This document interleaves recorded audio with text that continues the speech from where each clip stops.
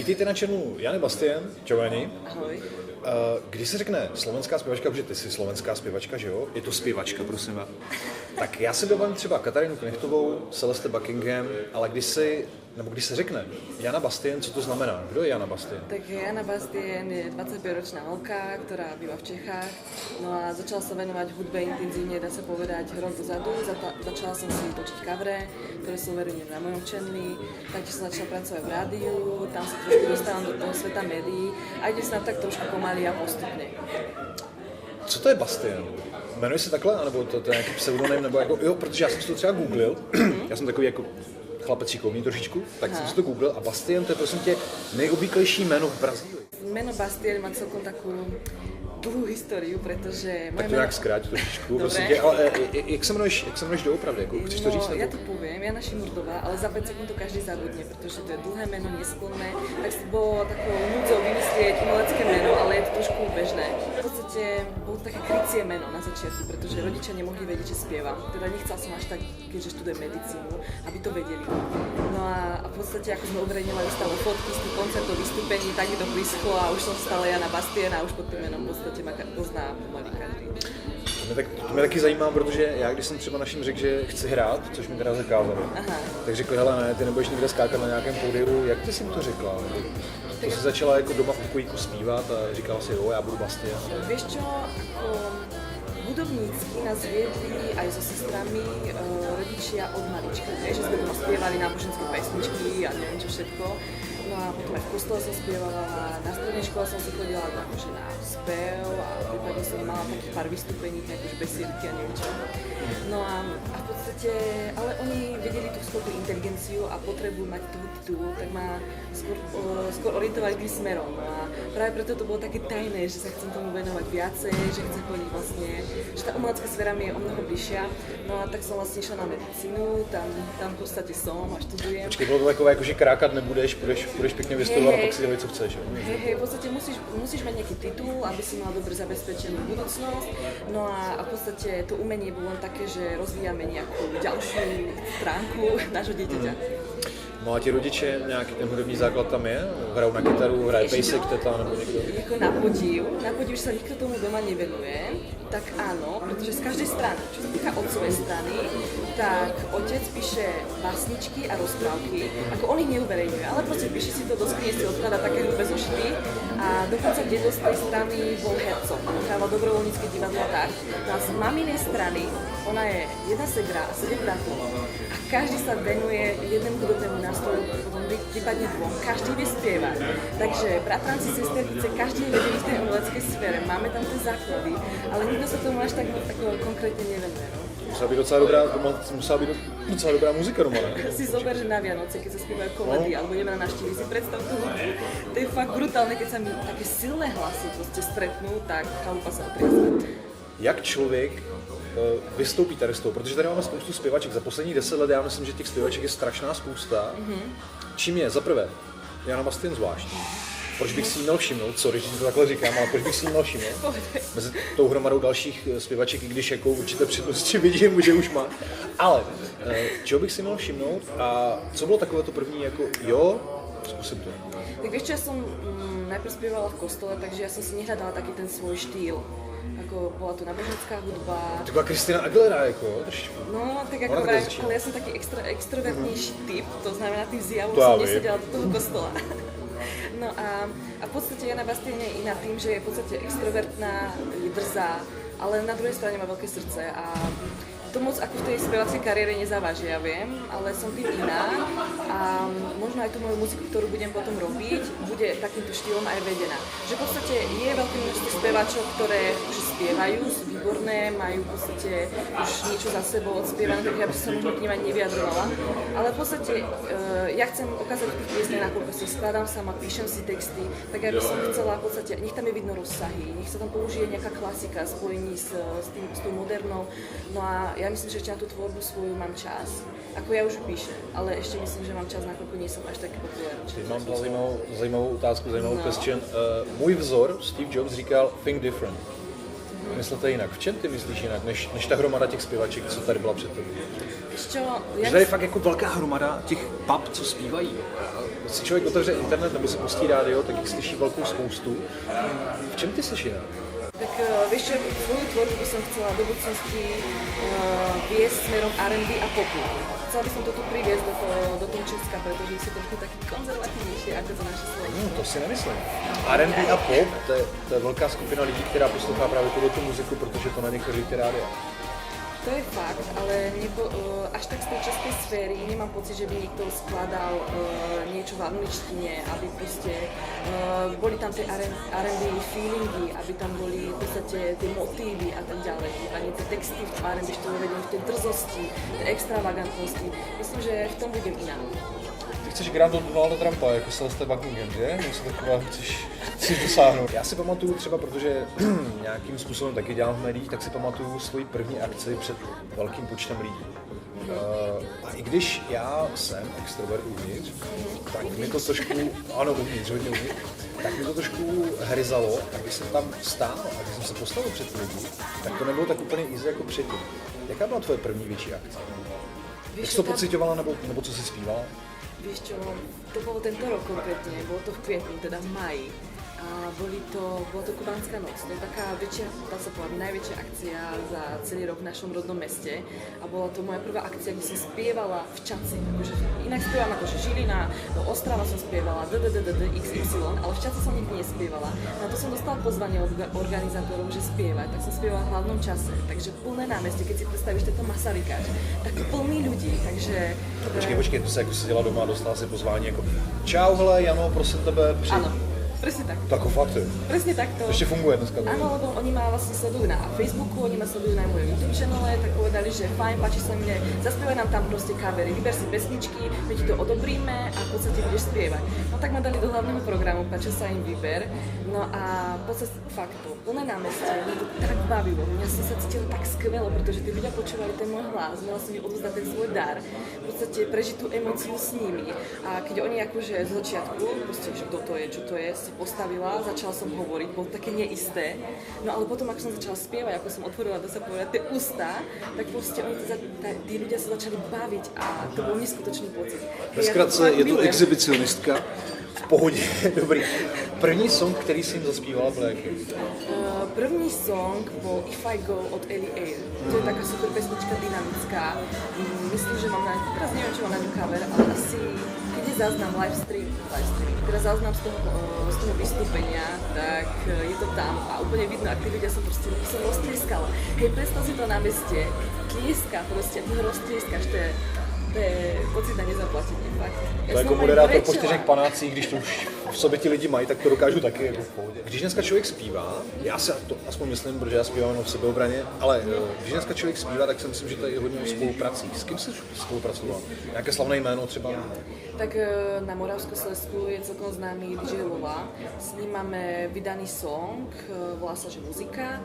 No a on tam rapuje, ja tam spievam, text on má v češtine, ja ho mám v slovenčine, takže to také multinárodné spojenie, pretože dokonca produkcia, natáčanie kameramani boli poľskí, takže to bolo fakt také multinárodné. Tak to bola taká moja prvá veľká spolupráca na tejto úrovni a čo sa vlastne hralo v éteri, dá sa povedať. No a potom vlastne s muzikantami, to už je taká trošku interná muzika a populárna scéna, to sú v podstate či už učitelia z konzervatórií, alebo na jednom pódiu som dokonca stala s Moravskoslezskou symfóniou. Ako nespievala som s nimi, ale stali sme na jednom pódiu.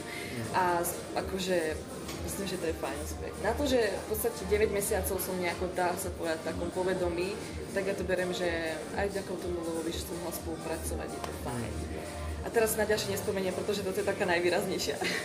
No a spolupráce v rámci toho, protože děláš covery, si říkala, oblíbení interpreti, takový ti, které lidi znají třeba z rádií. Tak víš čo? Protože Elu Air já mám rád, máš, okay, ale moc se v rádiích neobjevuje tahle holka. Moc nie, ona je taká skôr klipy a v podstate telka, niekto to proste vidno znie, koncerty, ale ja milujem hlavne z takých tých starších, dá sa povedať, Christinu Aguileru, Whitney Houston alebo Mariah Carey pre jej rozsahy, to sa mi strašne páči a z tých populárnejších... Mariah Carey, ako vyspíváš, jo? To je praskání skla, ako vyspíváš, jo? Ako ktorý tón. Pracujem na tom. No a potom vlastne z ďalších Jessie J milujem, Elie, Adele, potom prípadne Ed Sheeran. Wow, to sú úplne... A song? Nejoblíbenější takový, který si řekneš jako, jo, když chci opravdu zaujmout, když chci opravdu jako ty lidi úplně rozsekat, tak co tam dá?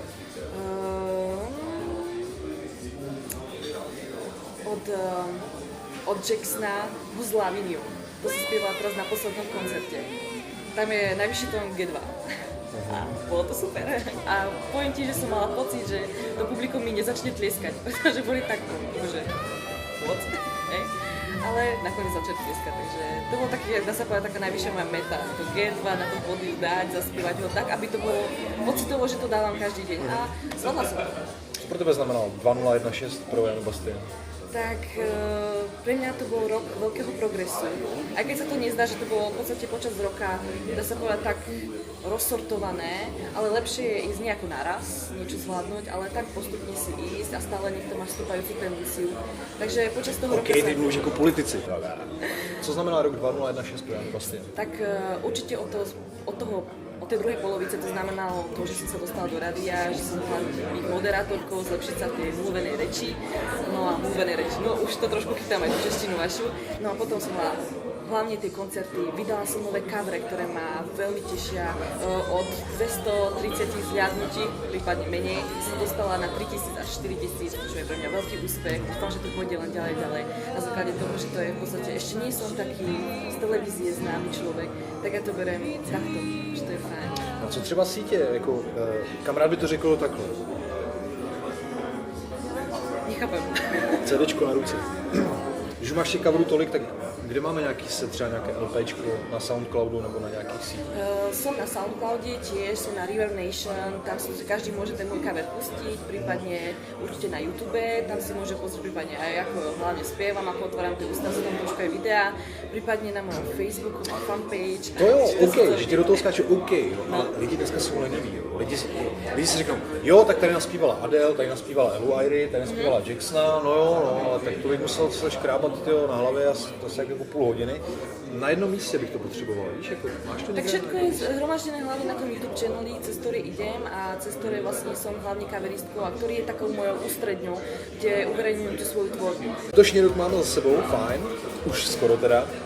Co ten příští? Tak plánujem väčšie množstvo spoluprác, hlavne čo sa týka textárskych, pretože chcem sa, tým, že píšem texty, tak začnem spolupracovať, ale to ešte si nechám pre seba s kým a ako a kde sa to potom objaví všetko. No a potom by som chcela natáčať ďalšie kavre, pretože to je mojou primárnou záležitosťou, že som kavistka. No a potom uvidíme, chcela by som sa zapojiť do jednej veľkej súťaže, ktorú by som chcela vyhrať. Je to všetko také akože trošku zahalené, rúškom tajomstva, ale ja by som to možno nechala takto, pretože nechcem to zarieknúť ako keby. Potom si neuvažoval třeba o festivalu? Uvažovala som a dala som si dokonca pred pol rokom bol Chaos od Ostrava, boli že? No, tak vtedy som si dala také, neviem, takú metu, že do 2 rokov by som chcela stáť na tom stage. Takže určite festivály áno, to súhlasím, ale myslela som skôr také podomové spievanie, alebo poklubové, alebo po svadbu, to sa skôr toho stráni. Ale tuto som povedala, do 2 rokov chcem stáť na tom stage, okolo mňa tanečníci, moja vlastná tvorba a že to bude do 2 rokov. Takže pracujem na to. Takže říkáš Imagine Dragons a potom Jana Bastien. Hej. Dobře. Takhle bych se chtěl taky zeptat, kde se vidí Jana Bastien za 5 let? Fakt chceš tohleto dělat třeba, já nevím, dalších 10-15 let? Tak za 5 rokov mi bude 30, takže ja už musím jednoznačne mať rozbehnutú 18. kariéru. Dobre, aha, 18, sorry. Musíš dneska. No, ale vravím, metu som si dala, že do 2 rokov na Chaos od Ostrava, to znamená do 5 rokov určite chcem zobrať minimálne Lucii Bielej-Slavika. Ale nerobím si srandu. Proste určite by som chcela mať vlastnú tvorbu, chcem, aby ma proste muzika živila, chcem v podstate, aby som mohla mať veľa festivalov, aby som mala minimálne 2 milióny slednutí na YouTube. Čo si říkal 2 milióny čeho? 2 milióny čeho. Dobře. Co dělá Jana Bastian, když není Jana Bastian? Ta zpěvačka. Zpěvačka, som študentkou medicíny, tam vystupujem pod Ale co tě baví, myslím? Ja akože tak myslíš? No, jakože se máš prtáš na harmonogram, já jsem myslela, aha. Ráno vstaneš, dobře, někdo musí vyskočit, cvičit a dělat, že ho to baví, to je mi jasný, to už to zjistil. Ale co tě baví mimo to zpívání, nebo máš tak nabitý program, že už tam nemáš? Ešte ja mám fakt nabitý program, ja som extrémne vyťažený človek, a keď sa to nezdá, ale ďalšie záujmy sú v podstate, muzika zaberá zase polovicu času, potom škola zabera polovicu času, niekedy sa dokonca aj učí. A potom chodiť do fitka, to ma strašne fakt baví. Baví ma piecť, milujem piecť, akože torty a hlavne z čokolády a marcipánu. Hej, keď tam je proste všetko to umenie, tam môžem trošku prejaviť, tak to strašne milujem. Takže sa na mňa tak pozeráš zrozene. No, že chodíš do fitka a pak pečeš, jako, no, pečeš a pak chodíš do fitka. Jako. No a čo? Však vidíš, ne? Co to prejaví. No fajn, rok 2016, já už se trošku znám. No. Teď se někam jinam, jo? Protože ty teď jsi tady docela zajímavé poze a máme tady i pár zákazníků, kteří vrhají zajímavé pohledy. Prosím tebe, co ty a osobní život? Že já vím, že ty jakoby ještě nějak nemáš, no povídej. Akože mám povedať to môj súkromný život, no, že ako myslíš vzťahy a tak? Aha, tak to mám otvoriť tú tému. Sportačku, kde máš chlap? Ako, tak poviem, ja som bola v dlhodobom vzťahu, skoro 4 roky, no a tak dlho sme sa aj rozchádzali, v podstate 5 mesiacov, no a je to také strašne kritické, bolestivé a myslím, že ešte by som sa o tom nechcela moc rozprávať. Ale teraz konkrétne nikoho nehľadám, ale zase musím povedať, že mám presne vytipovaného chlapa, mám svoj typ dokonca, som ani netušila, ale fakt mám typ chlapov, ktorí sa mi páčia. Povídej přeháň. Prosím? Povídej přeháň. Ty to mám fakt povedať. Tam někdo sedí, hele, já jsem přesně tvůj ideál, zrovna tady, hele, piju to Chardonnay, nebo já nevím, co máš ráda. A já bych celkem na tu nohu si sáhnu. No vieš čo, tak poviem tak, muž musí hovoriť pravdu. To je moje prvé kritérium, aby hovoril pravdu. A to už som vyučila 90% chlapov, hej, teraz. No dobře, ale tak když někdo napíše pošli peníze, říká pravdu, tak co to ale znamená? v zmysle, že proste nemám rada klamárov, prípadne lenivých ľudí a to sú dva základné atribúty, že nesmie byť lenivý a nesmie byť klamár, pretože ja som žena, ktorá objaví proste to klamstvo. Ja som fakt horšia ako detektív. Takže ráno musím vyskočit, cvičit a říct ti, že mi to baví. Nie, práve že nesmieš klamať. Nie proste úprimný povedať, že vieš čo, dneska sa mi nechce a prepáč a v podstate povedeme si tomu neskôr. Ja to pochopím, hej, ale proste nemám rada, že... řekne nechce sa mi, tak to pro mňa jako zajímavý je. Proste toto sú dva atribúty, ktoré musí mať ten chlap a potom z tej výzažovej stránky, ako viem, že sa mi páčia nedolky, samozrejme musí byť, jedé vlasy, že? A trošku svalnatý musia byť, no. Takže neviem to tak ako, čo by si k tomu chcel ešte viacej počuť. Takže hledáš aktivně nebo nehledáš aktivně? Aktivně nikdy nehledám, protože myslím, že to je vec chlapov, že sa majú o mňa zaujímať a nejak ma dobývať, protože pri tom mojom životnom štýle ja si myslím, že som taká hodnotná žena, aby si ten chlap ma dobil. To je čo? Dobře, pár bleskovek nakonec, vzor?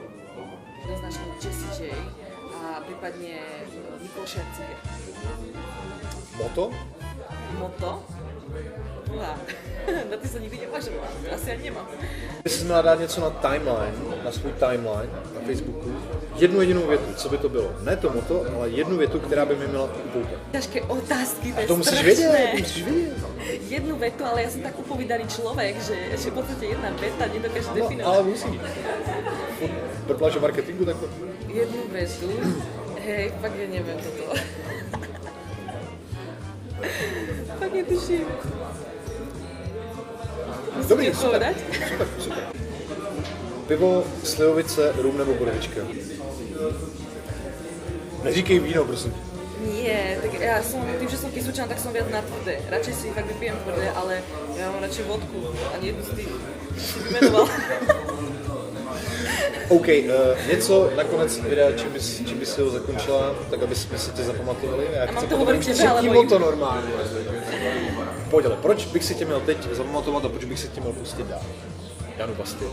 Pustiť dál, pretože ak človek očakáva niečo iné na tej populárnej sfére, prípadne chce to počuť v domácej tvorbe, tak určite nech si to pozerať ďalej, pretože o tom som ja. že privádzam to zahraničie sem na Slovensko do Čiech a je to bližšie, ako keď si máš pozrieť niekoho, koho máš pocit, že nepoznáš. Mňa môžu poznať. OK, poznáte Janu Bastien, my děkujem a to mi zaplatíš. Jednoznačne.